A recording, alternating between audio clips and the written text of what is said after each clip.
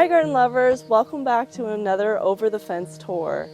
Today we're back in the former Northwest Garden Nursery, Marietta and Ernie's amazing garden, and we are with a self-prescribed ephemeral chaser. His name is Caleb Melchior, and he is going to tell us all about the beautiful ephemerals to be found in this garden, as well as some other tidbits about his life and his philosophy on gardening. So let's meet Caleb.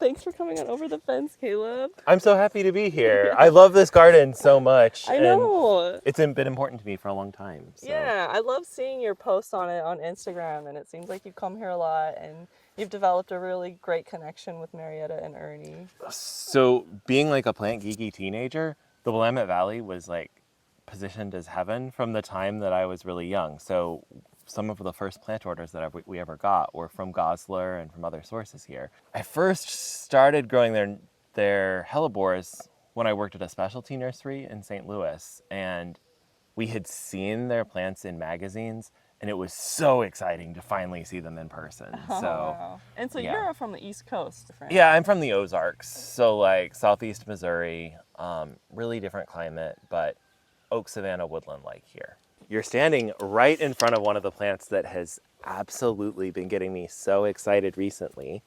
So I grew up in the Ozarks with Trillium that are much less showy than what we have native here on the West Coast. And there's kind of 3 species that a lot of the hybrids in this garden have been selected from. And they're Trillium Kobayashi, Trillium chloropedilum, and Trillium angustipetalum.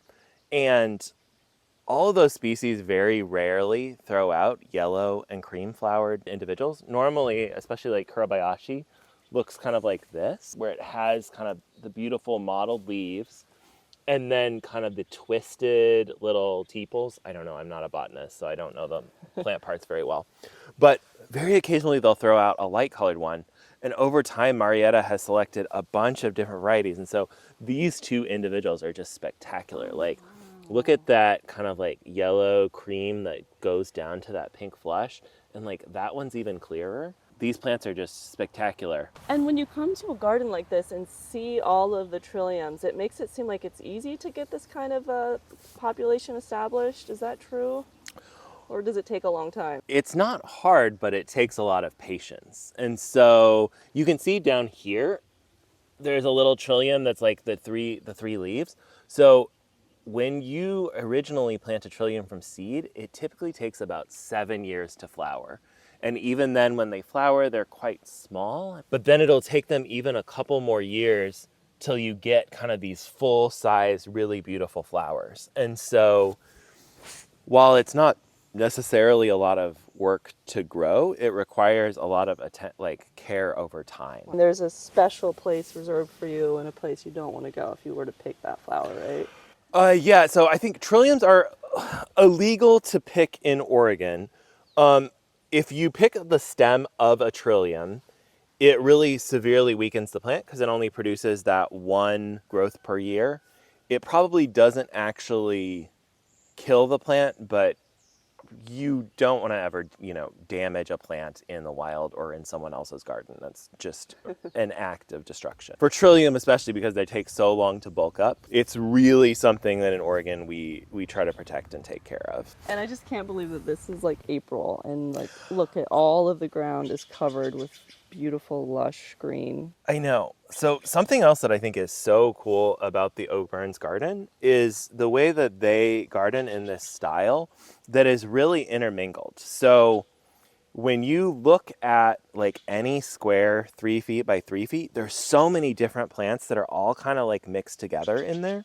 And that's part of what helps them achieve such a long season of things happening. If you look even in here, so we have the Trillium, which are kind of like the biggest iconic thing that's happening now. But you have little Martagon lily stems that are coming up that'll bloom in the summer. You have saxifrage leaves that are coming through. That's this like Yeah. kind of weird one. Then you have Anemone nemorosa coming up through here, and look, those are going to open in this like Oh, wow. very beautiful anemone daisy. You have a little fern coming up in there.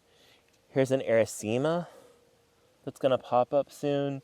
This is an Impatiens omiana. You can see they're kind of popping through there. There's Gallium in here too. So this super intermingled style of planting mimics the way that plants grow in the wild. Plants in the wild a lot of times don't grow in like separate chunks.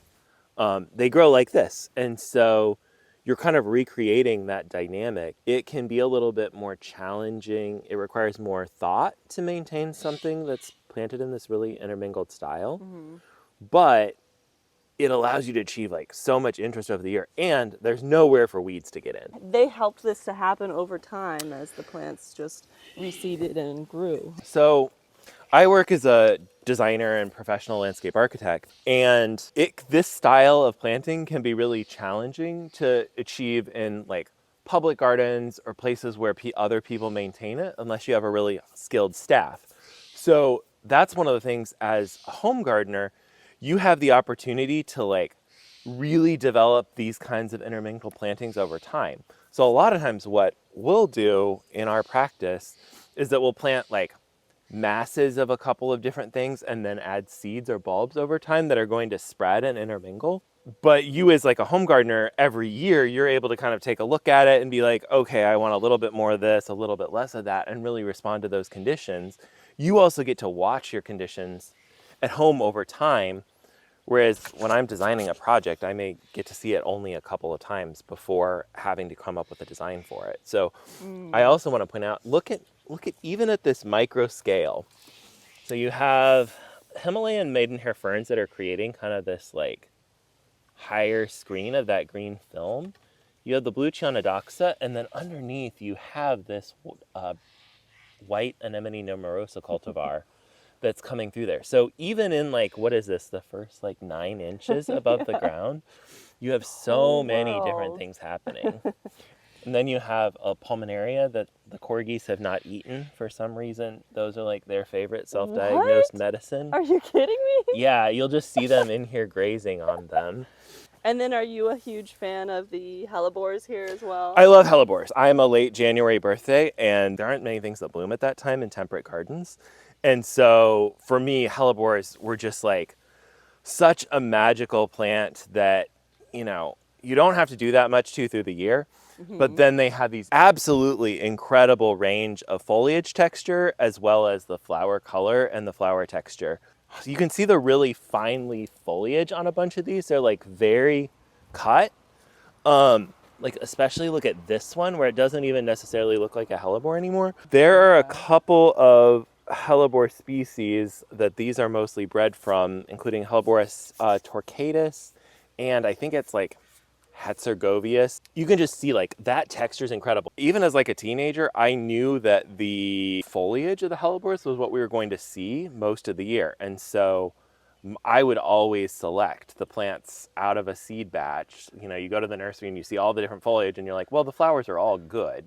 So I'm going to pick based off the foliage. And so now you have like, in my parents' garden, there's like big old clumps of hellebores that still look pretty good in foliage. Awesome. Many of them are from this very garden. Yeah, they age well. Yeah. Another one of the genera that I'm really obsessed with as another set of woodland plants is Epimedium. And this is a seedling of Epimedium acuminata, I think, probably mixed with something else. Marietta has grown a bunch of different hybrids in this garden, and you can see there's kind of another one that's a little further in leaf there. But they have these kind of incredible two-tone flowers with a deep purple and then the pink. But the thing that I really love about them is the leaves. And the thing that I realize doing maintenance in this garden is what a pain it is to cut back so many epimediums. Oh, the Epimedium stems. Epimedium do also split in 2 groups. So there's some that are deciduous that do actually, the old leaves die off in the winter. So like, I think that's Epimedium colchicum in there. This one? Yep. That one, it's much easier to tell that the leaves are like dead because they look dead. So you're like, okay, I can chop them off. With the evergreen species, Like that one? The red Yeah, one? it can be much hard. You're like, I don't want to give up on the beautiful leaves hanging on from last year. And if you cut them too early, they can like cold shock. But then if you wait too late, then you have to go in and cut all of them with a scissor while being really careful. So Yeah. again, they're just a plant that rewards care. And then the other thing, right, is if you don't cut back the leaves, you might not see the flowers. Yeah, and that differs a little bit from variety to variety. So I really like the varieties that send out, kind of like this seedling, that sends out a really long flower stalk where it holds it above the foliage, because then you really see it. And then also, after the flower stalk blooms, it's really easy to just go there and cut it off, and the foliage will cover up any old stalks. Whereas the ones where it's held very closely to the foliage, you then, again, you've already gone through and done your old year cutting. Now you have to go back and do your new year cutting again. And so... So it's not a low maintenance plant, but I do see it in many gardens. Easy to grow, but hard to make look good. Depends on the variety though. Like this is Epimedium colchicum. There's a really big patch of it on my street and it looks really good all the time. Nice. And they don't do anything to it. Okay. So do you have a garden of your own? I only garden in containers right now. Okay. So people know my yard when they drive by because it's so many terracotta pots. This is actually living in Eugene is the longest that I've lived somewhere as an adult. I moved every 18 months to 3 years, trying to get a lot of experience in different places. Okay. I've made gardens in 15 different states. And so... You mean your own garden? No, working on other people's gardens. Okay. Right now I work for a studio called Coastal Vista Design that really focuses on planting design and ecological planting and really materially sensitive work. And we actually just got our third Florida ASLA Design Award. And we're only 10 years old, so we're really excited about it. So it's based out of Florida? It's based, on Sanibel and Captiva Islands. They're off the southwest coast of Florida. And we do all kinds of work. So I have a 11-acre park opening pretty soon, but we also do residential gardens as well. So it's one of the things I admire about you is how at home you seem in the wild and in the garden too. It's actually funny because I'm actually more of an indoor cat than an outdoor person, but plants. To me, there is no way to understand a plant and like what it needs and what it grows by like what you subconsciously absorb by seeing it where it grows with like no care and no attention. And one of my things with like moving around so much in my early career was that I was moving places and making gardens where I had no familiarity and where things operated differently. And so a practice that I found to be really helpful is to pick a reference landscape somewhere that you like and has really cool plants, and then go visit it like every other week over the course of the year. So then you really start to see how things change and what plants grow in response. So here, Northwest Garden Nursery has been that for me. This garden is like incredible. But in other places, it's been like more wild or lightly managed landscapes. So I think that's a really good practice for people, both if you're just starting to learn about plants or if you're new to an area, really trying to go out and see stuff where it grows with no or very little care and attention is like the best way to learn about it. And just also the best way to connect with the plants themselves. Yeah, for sure. To have a deeper connection than just buying it from a nursery in a pod and sticking it in your garden. It's got to be a roller coaster ride too, though, if you're chasing an ephemeral. I have a lot of friends who like love native plants that like trees and shrubs. And no matter what time of year they go to look at it, they know that tree or shrub is going to be there. Because I apparently like to make things difficult for myself, of course I love things that like, and I mean that's the fun of ephemerals, is that they emerge, they change so rapidly, and then they bloom, they set their seed, they do whatever, and they look so different from one day to another, and that's what I find so compelling about them. Like, I went to go try to find some Pseudotrillium last week, and I was thinking, based on when they were blooming here, that they would be probably about right, but they were already almost done, so there were only a few. So is that Trillium rivale? Let's go look. Check it out. It was traditionally Trillium rivale. As you know, taxonomists are always lumping and splitting things for various reasons. Relatively recently, I think last 5 to 10 years, they split it out into its own genus. And I'm not a rock garden person, but I love like kind of small, delicate ephemeral stuff. And so this is kind of what you think of as the classic Pseudotrillium rivale. So it has these kind of like little trident shape of the leaf cluster, and then the flower comes up through the middle. It's just like a very sweet plant. It is endemic to Southern Oregon and Northern California, so it has a very limited range down there. It grows in habitat with a lot of other Erythronium and those kind of things. You can go look at my Instagram for a bunch of photos of it. But it also does this thing where it will have, I don't think any of these really have much of it. See how it has like some little dots on there? Like just a few little dots in there. So some of the plants will be like almost all pink or almost all dotted, and then they also vary in what their leaf looks like. And so those are very desirable from a plant selection and collector perspective. And again, it's like quite slow, it's quite small, so not that many people grow it. And I can see why it's Pseudotrillium. Yeah, like it is, totally it's looks- close, but not Yeah, quite. exactly. Well, yeah, let's find some others. I would Sure. love to see more.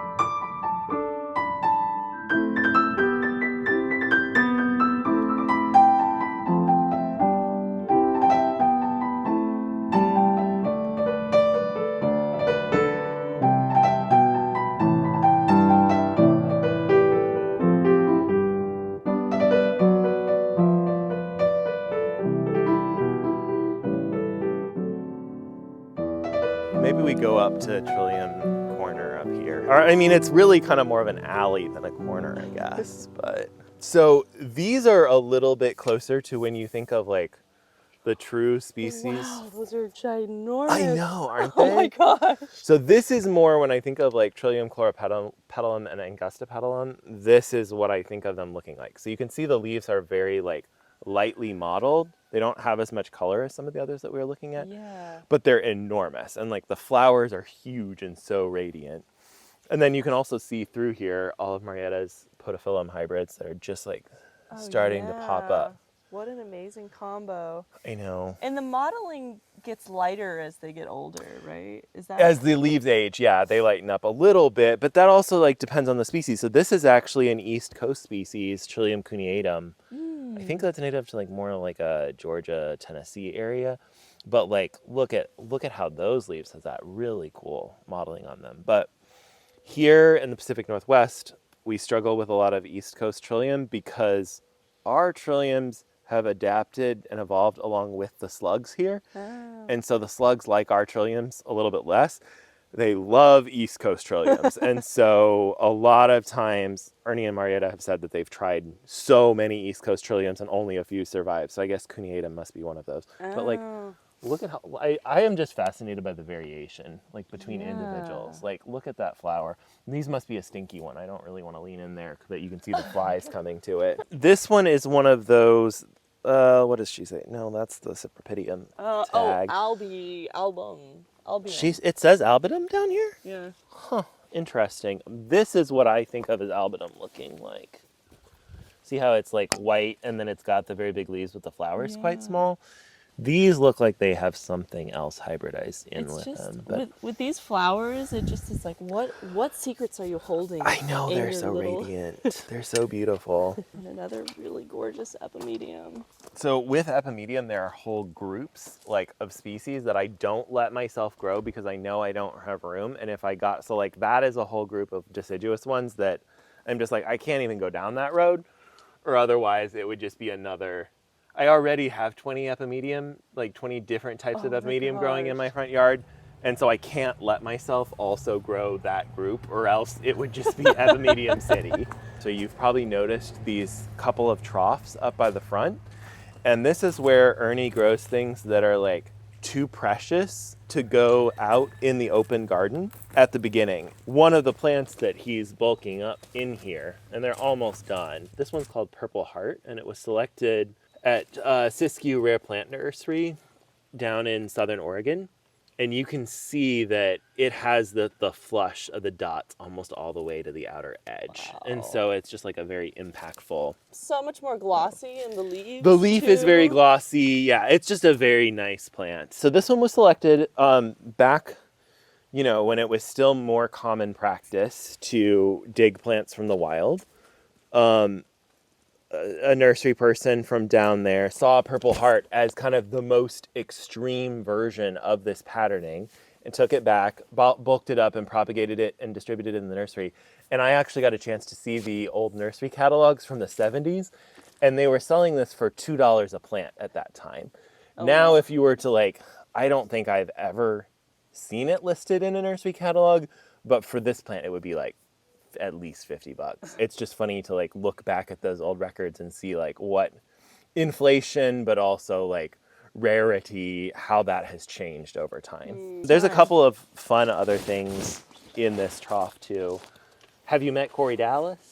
Only in this garden, and I want to see her more everywhere else. Oh, I like that you instantly made her female. At the nursery that I worked, we'd have people call and ask for Corydalis, and so we had this ongoing saga of Corydalis and how he had all these adventures everywhere. Oh. The actual pronunciation is Corydalis, but I think they're very cute, and they just kind of come and pop up. I think Corydalis has a lot more sing-songy trill to it. It's very memorable. Look at the little seeds on it, too. Well, yes. And so when you look out around here, the seed pods are very cute.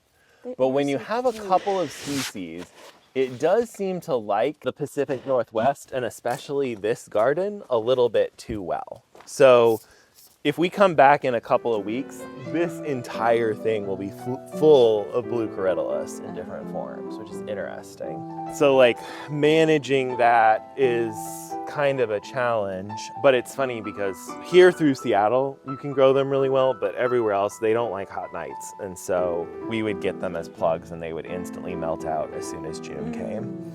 And so it's funny to see them basically become a weed here.